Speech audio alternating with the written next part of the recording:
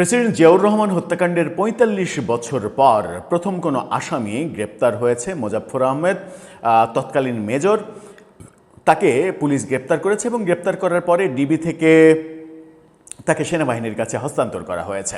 এবং যেহেতু ওই হত্যাকাণ্ডের পরেই তিনি পলাতক ছিলেন এবং তখন তিনি মেজর ছিলেন, সেহেতু এত বছর পরে হলেও যখন গ্রেপ্তার হয়েছেন তখন সেনা সদস্য হিসেবেই তাকে সেনাবাহিনীতে হস্তান্তর করা হয়েছে এবং এই ব্যাপারটা সেনাবাহিনী দেখবে প্রথমে, তারপরে তার বিচার কার্যক্রম হবে, এরকম বক্তব্য ছিল। তার মানে আমরা ভেবেছিলাম যে সেনা সদরে তাকে হস্তান্তর করার পরে তাকে মোটামুটি একটা ব্যাপার, তার উপরে একটা শাস্তিমূলক ব্যবস্থা হবে, তাকে সেনাবাহিনী থেকে শাস্তি দিয়ে বহিষ্কার করা হবে, তারপরে সরকারের হাতে তুলে দেওয়া হবে, সরকার সাধারণ আইনে এটার বিচার করবে। কিন্তু আজকে হঠাৎ করেই জানা গেল, স্বরাষ্ট্রমন্ত্রী নিশ্চিত করলেন যে এই জিয়া হত্যাকাণ্ডের যে আসামি মোজাফফর হোসেন, সাবেক মেজর, তার বিচার সেনা আইনে হবে, অর্থাৎ কোর্ট মার্শাল হবে, কোর্ট মার্শালে তার বিচার হবে। খুবই ভালো। কোনো সেনা সদস্যের বিচার তো সেনা আইনেই হওয়ার কথা, সেটাই উচিত, কারণ তাদের নিজস্ব একটা আইন আছে, তাদের আদালত আছে, কোর্ট মার্শাল, সেখানেই সব কিছু হয়। এটাকে যখন আমরা ভালো বলছি তখন প্রশ্ন জাগছে যে তাহলে শেখ হাসিনার আমলের সেনা অফিসারদের এসি প্রিজন ভ্যানে চাপিয়ে আন্তর্জাতিক অপরাধ ট্রাইব্যুনালে হাজির করা হচ্ছে কেন? চলুন একটু সেই ব্যাপারটা বুঝে ওঠার চেষ্টা করি, স্বরাষ্ট্রমন্ত্রী কি বলছেন এবং বাস্তবতা কি আমরা দেখছি, এই দুয়ের মাঝে ফারাক কেন, সেটা একটু বিবেচনা করে দেখি। এই ভিডিওতে থাকবেন পলিটিক্স টিভির নিয়মিত আয়োজনে।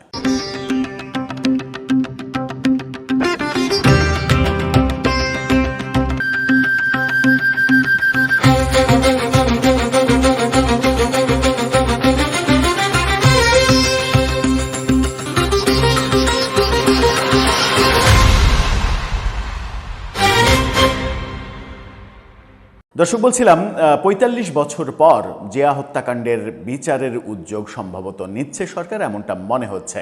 মোজাফফর হোসেন, তাকে গ্রেপ্তারের পর এমনটাই আমাদের মনে হয়েছে, কিন্তু তার বিচার সেনা আইনে হবে এটা বলছেন স্বরাষ্ট্রমন্ত্রী। এই শিরোনামটা দেখে নিন প্রথম আলোর। মোজাফফর হোসেনের বিচার সেনা আইনে নিশ্চিত করা হবে, স্বরাষ্ট্রমন্ত্রী তিনি কি বলছেন আগে সেটা একটু জেনে নিই। পিলখানাতে একটা অনুষ্ঠানে তিনি এই কথা বলেছেন।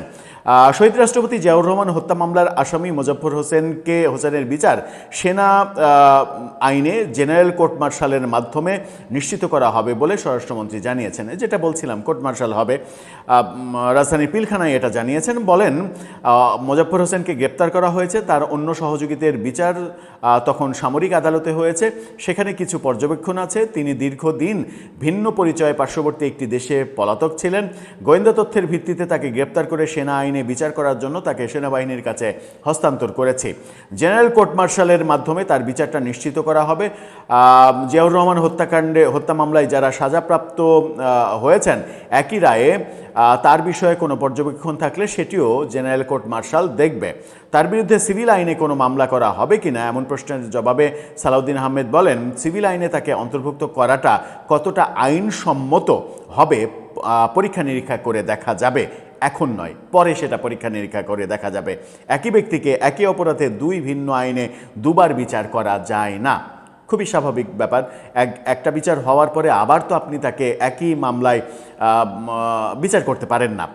সাবেক রাষ্ট্রপতি জিয়াউর রহমান হত্যাকাণ্ডের পরে, এটা ৪৫ বছর পরে এই যে অ্যারেস্ট, এর পরে মনে হচ্ছিল যে হয়তো জিয়া হত্যাকাণ্ডের বিচারটা সরকার শুরু করতে চাইছে, কিন্তু তাকে সেনা সদরে হস্তক্ষেপ এবং আজকের যে বক্তব্য স্বরাষ্ট্রমন্ত্রীর যে সেনা আইনেই বিচার হবে, তাতে মনে হচ্ছে যে জিয়াউর রহমান হত্যাকাণ্ডের ব্যাপারে আলাদা একটা ট্রাইব্যুনাল তৈরি করা কিংবা বিচারের উদ্যোগ নেওয়া, সরকারি যে উদ্যোগ, সেটা বোধহয় হচ্ছে না। তার মানে আমাদের একটা ভুল ধারণা ছিল, সেই ধারণাটা ভেঙে দিলেন স্বরাষ্ট্রমন্ত্রী। এখন প্রশ্ন হচ্ছে, স্বরাষ্ট্রমন্ত্রী খুবই প্রাসঙ্গিক এবং আইনসম্মত কথা বলেছেন। একজন সেনা সদস্যের বিচার কোর্ট মার্শালেই হবে, এটাই নিয়ম, তার সাধারণ কোর্টে বিচার হওয়ার কথা নয়। জিয়াউল হাসান মানে যার বাসাতে মানে আইনশৃঙ্খলা রক্ষাকারী বাহিনী পর্যন্ত মানে অভিযান চালাচ্ছে এবং অভিযান চালিয়ে অনেক কিছু পাচ্ছে, যাকে জেলে রাখা হয়েছে, সাবেক মানে গোয়েন্দা বাহিনীতে ছিলেন, সেনা গোয়েন্দা বাহিনীতে, এবং তার বিরুদ্ধে অনেক অভিযোগ, এবং গত জুলাই আন্দোলন কেন্দ্রিক যে সকল আর্মি অফিসারকে অভিযুক্ত করা হয়েছে এবং ডক্টর ইউনূসের meticulous chief prosecutor Tajul Islam সেনাবাহিনীর বিরুদ্ধে যে ধরনের বক্তব্য দিয়েছিলেন চিফ প্রসিকিউটরের চেয়ারে বসে থেকে, তখন মনে হয়েছিল যে ডক্টর ইউনূস সরকারের সঙ্গে সেনাবাহিনীর সম্পর্ক আরও মারাত্মক ক্ষতিগ্রস্ত করতে চাইছেন ওই ব্যক্তি।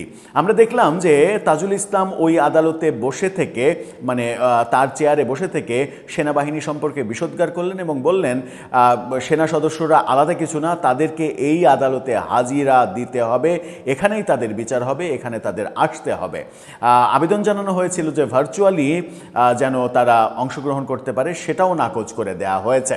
মানে রাষ্ট্রপক্ষের কৌশলী থেকেই নাকচ করে দেওয়া হয়েছে। এখন প্রশ্ন হচ্ছে, জিয়াউর রহমান হত্যাকাণ্ডের বিচার, সেনা সদস্যরা যারা জড়িত, সেই বিচার যদি মানে কোর্ট মার্শালে হয়, সেনা আইনে হয়, তাহলে শেখ হাসিনার যে আমল, শেখ হাসিনার আমলে সেনা সদস্যরা যদি অপরাধ করে থাকেন, সেই অপরাধ মানে নিশ্চয়ই মানে ক্যান্টনমেন্টের ভেতরেই হতে হবে এমন না, কারণ জিয়াউর রহমান হত্যাকাণ্ড ক্যান্টনমেন্টের ভেতরে হয়নি, ওটা চট্টগ্রাম সার্কিট হাউসে হয়েছে। সুতরাং ওটা ক্যান্টনমেন্টের বাইরের অপরাধ। এবং জুলাই আন্দোলনকে কেন্দ্র করে যেসব সেনা অফিসারকে অভিযুক্ত করা হচ্ছে, সেটাও ক্যান্টনমেন্টের বাইরের অপরাধ।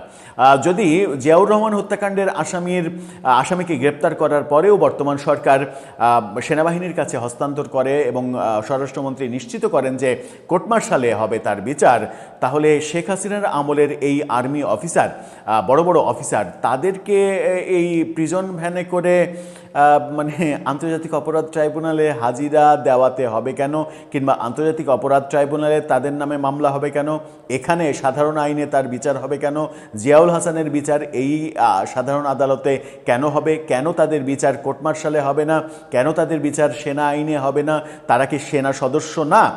মোজাফফর হোসেন ৪৫ বছর আগে তিনি মেজর ছিলেন, ৪৫ বছর পরে তাকে সেনাবাহিনীর কাছে হস্তান্তর করা হচ্ছে কোর্ট মার্শাল করার জন্য।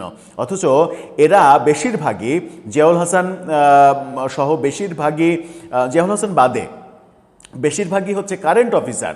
কারেন্ট অফিসারদের আপনি বাইরের সাধারণ আদালতে কিংবা স্পেশাল ট্রাইব্যুনালে বিচার করতে চাইছেন, সেনা সদরে সেনা আইনে বিচার করাতে চাইছেন না। এটা কি ঠিক হচ্ছে? ইউনূস সরকার যে পদ্ধতিতে এগিয়েছেন, সেই পদ্ধতিটা কি সেনাবাহিনীর সঙ্গে ক্ল্যাশে জড়ানো, কিংবা সেনা বাহিনীর সম্মান ধূলিসাৎ করার চেষ্টা, নাকি অন্য কিছু? ব্যাপারটা আসলে মিলছে না। মানে স্বরাষ্ট্রমন্ত্রীর এই উদ্যোগটাকে যদি আমি প্রশংসা করি, তাহলে ট্রাইব্যুনালে সেনা অফিসারদের বিচার করা, এটা মিলছে না। কারণ সেনা সদস্যদের যে কোনো অপরাধ সেনা আইনেই বিচার হওয়ার কথা। তাহলে কি ইউনূসীয় যুগটাকে আমরা সাধারণ আইনের বাইরের যুগ ভাবতে পারবো, কিংবা ভাবতে চাইবো, কিংবা আমাদের ভাবতে হবে? দর্শক, আপনার কাছে কি মনে হয়? আপনার মতামত জানিয়ে লিখতে পারেন আমাদের কমেন্ট বক্সে।